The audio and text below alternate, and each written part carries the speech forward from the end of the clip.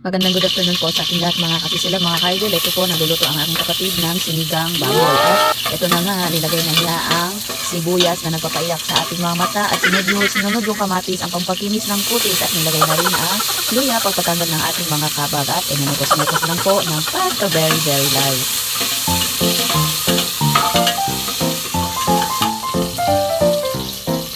At isunod naman natin paglagay ang ating pork mga kasisila, mga kaidol.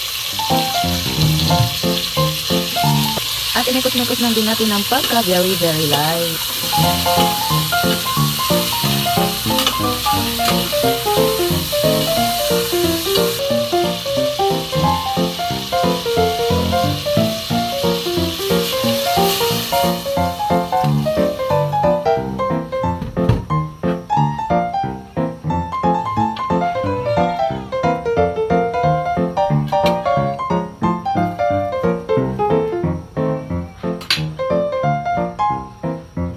Ito na mga kasisila, luto na ang ating sinigang baboy. Kakain na po tayo at hindi ko pala nakuhaan ng buong video. Maraming salamat po sa inyong lahat. Okay,